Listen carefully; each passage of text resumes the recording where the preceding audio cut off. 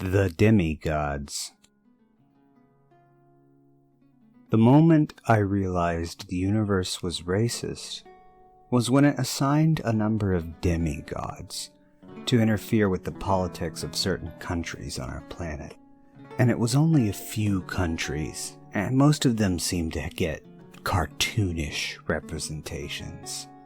Obviously, we got one here in America, and of course, Russia and China got theirs as well. But for some reason, countries I thought of as first world, like Spain and France, were left out of the loop. I think a lot of people were very angry as well when our demigod turned out to wear the form of a middle-aged, balding white guy in a business suit. It was especially galling to some people because Canada got an attractive indigenous woman for theirs. Of course, anything's better than the demigod that India ended up with. It's a scaly, six-armed, green humanoid with 8 purple eyes and a mouth that you can never see other than a slight rippling movement behind a curtain of something that looks like slimy black seaweed.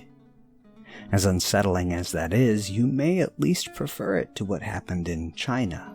She first appeared at a convention of the National Congress in Beijing. This woman was an utterly beautiful, striking girl with glorious long waves of straight black hair that shone coldly under the lights of the central stage and spread down over her back and onto the floor behind her. Sitting demurely upon a wide cushion, she appeared out of thin air in a hanfu of rich blue silk and regarded the high-ranking party officials with a thoughtful look before dipping one hand into her robe and withdrawing a brush and a scroll. The moment she spread the scroll on the ground, all of those princelings and hard-nosed businessmen exploded into fountains of blood. The blood ran down the fronts of the wooden desks that were between the rows of seats and dripped from the edge of each step leading down to the floor in front of the central stage. There was soon so much blood that it quickly soaked the carpet and continued flowing until there was a small pool of it just under the center stage, and the woman in the blue hanfu looked like she was sitting at the edge of a pond. Then she briefly disturbed her reflection in the smooth sanguine surface with a few gentle dipping prods of her brush before setting to work on her scroll. Over and over again she would write the 2 characters, Tianming. Each time she finished them, she would fan the paper dry and then lift it up to examine her work. Tilting it one way and then another, she would scrutinize the characters for a short time with her face growing more displeased and concerned, before eventually seeming to give up and toss the scroll aside in favor of a fresh one. Meanwhile, all over China, there are still people occasionally exploding into fountains of blood in the streets. Nobody is entirely sure what will trigger it yet, but everyone can at least agree there will be no shortage of ink for her macabre calligraphy. I think, though, there probably are some reasonable complaints to be voiced about our demigod when you look the other way and compare him to some of the more seemingly benign demigods. Mexico, for instance, they just have a giant bird made of golden and blue lightning that sits perched atop the Palacio Nacional. Looking somewhere between an eagle and a quetzal, all it does is sit there in Mexico City and puff out its feathers, preen, and occasionally let out this horrifying, soul-shaking screech that can be heard for miles around. Other than that, it's mostly a benign creature. Meanwhile, in Africa, there is a giant, fuzzy, jet-black spider that roams the continent, subsisting on what appears to be warlords and mercenaries hired by mining companies, with a side of the occasional business executive. Nobody's quite sure what country the spider belongs to, or if perhaps it belongs to the continent as a whole, or maybe if it is just one of many African demigods, and the others are just better at hiding because they're not 10-meter-long giant black spiders with glowing red eyes. Russia has a fairly calm situation, all things considered. Their demigod is a massive talking bear wearing an ushanka. Some Westerner early on made the mistake of saying to a Russian in Moscow that this was a racist caricature of the Russian spirit or some kind of meme, and was then pummeled by the Russian and two of his friends for insulting their new national bear. They also told him he was jealous. The bear is fairly mild-mannered in everyday life, and everybody in the country seems to listen to it and agree with it for the most part, accepting its requests as reasonable and understandable. It makes phone calls to natural gas companies and discusses export regulations and pricing. Sometimes it dictates letters to be sent to major manufacturers. One foreign reporter asked if the bear had any plans to do anything about Russia's notoriously poor traffic laws, or the motherland's infamous roads. The bear only snorted softly at her and replied blandly, "Нет, людям это нравится." I'm not entirely sure, but I believe that means something like, people just like it that way. What's probably the most unusual thing about the Russian demigod is that Vladimir Putin is always sitting shirtless on its back. The Russian president sits astride this bear, never speaking and never emoting. People have checked the cameras. The president is breathing. He even occasionally blinks. But he never provides any input, instead just sitting atop this huge bear and looking with conviction straight ahead, presumably at the glorious future of his country. Even though he's never seen eating, and it's not entirely clear what keeps the president alive or comfortable, Putin also seems to be slowly getting younger, and his muscles seem to be broadening. It's almost as if the bear is somehow giving him strength in exchange for his agency. Or maybe the bear just wants a more attractive rider to sit on it as a silent figurehead. I don't put too much concern into it because I'm more worried about our demigod. America and Canada look so boring in comparison to this. Nobody really likes the Canadian demigod. She's a scoldy sort of person who likes to lecture everybody, whether they're liberal or conservative. Few people take pleasure in listening to her voice, a shrill, yet motherly lower-class accent that would fit a white housewife more than this broad-nosed native woman with her warm eyes and soft sienna skin. There isn't an ounce of schadenfreude in a liberal MP's heart while he listens to her shaming his conservative counterpart for telling a lie or using misleading information. This is because the liberal MP knows that it is more likely than not that if he did something the demigod thinks is naughty, he will soon be told just as harshly that he should be ashamed of himself and that he needs to apologize to the Canadian people. All of the Canadian politicians are incredibly displeased with hearing her lectures, and many complain about the way that the Prime Minister is forced to wear a robin's egg blue baby bonnet everywhere, or how whenever he starts talking, if he wanders into anything like a public concern, he will almost invariably have a pacifier stuffed into his mouth. On the other hand, everybody seems to really enjoy the much more efficiently run public transit system and the orderly way that new issues are brought before the two houses of Parliament. America's demigod is probably one to be really worried about in comparison to all this. I think he sits somewhere in the middle. It's not like the Chinese one that seems really unconcerned with her body count, nor is it like the giant spider eating people in Africa. On the other hand, our demigod is nowhere near as apparently harmless as the screaming eagle we have south of the border.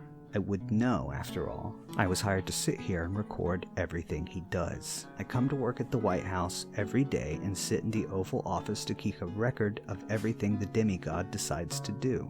When he interviewed me for the job, he explained that I had to do this because the information would need to be presented at his trial. He continued to explain that when he was done, he wanted to be put on trial for murder and treason and a number of other crimes and then hanged at a gallows constructed at the foot of the famous reflecting pool. I think that's absolutely insane, of course, but he's paying me quite well, especially compared to my last job doing database entry for an insurance company. Every day I sit here in the Oval Office and watch while the country's demigod takes care of business. The demigod sits at the big desk, usually with a notebook full of things he seems to have written down before he appeared out of thin air at the Smithsonian Natural History Museum's gift shop. The president sits across from him, though she rarely provides any input on the proceedings. Occasionally, she will attempt to raise some vague point about due diligence or the right to a fair trial, but always the demigod will smile at her and nod his head and say something along the lines of, "Oh yes, you're absolutely correct, Mrs. Harris. Obviously, this is highly illegal, and it will all come to light, I promise. Now, don't be a hypocrite, Madam President. Just let this happen and try to make the best of it. We've all got work to do." Then, the demigod who is running our country consults his notebook and finds the next person on his list. I don't know what the criteria is to get on this list, or how one would go about getting off of it. Most of the people on it are very wealthy, though so far, a few have been only what I would call comfortable at worst. They all definitely make more money than I ever did.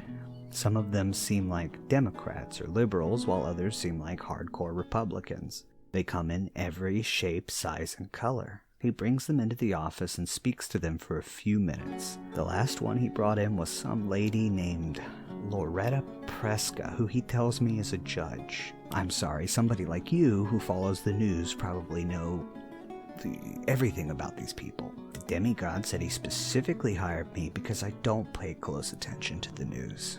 I guess he thinks that means I'm neutral or something, but honestly, I just feel too ignorant to even be neutral when he and Kamala start arguing with each other. Anyway, he brings in this Preska lady and just asks her, "Judge Preska, who was it that handed you the bag?" She looks confused, so the demigod chuckles to himself and adds, "Sorry, I'll be more specific. In the Danziger trial, someone from Chevron paid you off, right? I just want to know who it was that did that." Are you insinuating that I would take a bribe? The woman retorts, apparently outraged. I immediately tense up. I know how this goes. Two men come into the room in uniforms. They've got pistols on their hips. It's not that new brown pistol the military is using, nor is it the one that came before where you could see the barrel on top. The one they have is the one that my dad was nuts over. You see it in MASH and World War II movies and Vietnam and everywhere. It's very old, a very American-looking gun, and it looks so big on these two guys. "Take her outside and kill her with a shot behind the right ear," the demigod commands with the casual air of someone who is asking for his waste paper basket to be emptied. The two men move towards the woman, and all at once she is on the floor begging. She is spitting out names. She tells the demigod more than he ever needed to know. Some of the names she tells him are people that I've heard before. Some of the people she mentions have already been in this room. The demigod looks so patiently at her, so paternally. It's so hard to believe he's this merciless when you see how he listens to these people. Then, once she's done, he nods again and this time orders the men differently. "She's going to quit her job and donate half of her fortune to a charity. Give her the list I gave you before, the one with the charities I actually liked, and get a guy at the bureau to keep an eye on her. Make sure she does it, obviously. Finally, take her outside and beat her with a nightstick or something. No broken bones, mind you, but I mean to say really hit her. Leave some serious bruises, and do it where the cameras can see it."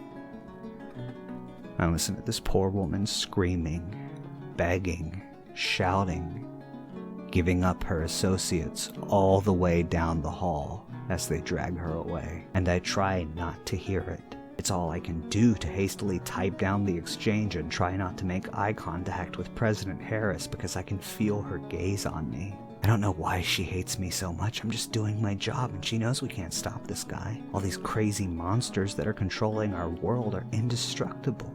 People have tried assassinating them, and they seem to be no more inconvenient than a person being hit by a thrown ball of paper. She needs to just wait until the guy lets us hang him and try to tough it out and keep her mouth shut. I considered that maybe she's scared. Maybe she's hoping something will happen to stop this before she ends up being the next person on the list. I look at our president sitting on the sofa across from our master and try to remember what people were saying about her. But my mind is all a blank. I have no time to give her any thought anyway, because the next person on the list is already being brought in. Hello there, Mr. Kaczynski, The demon is saying. Or would you prefer it if I used your handle?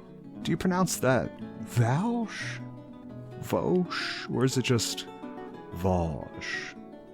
I wanted to congratulate you and shake your hand.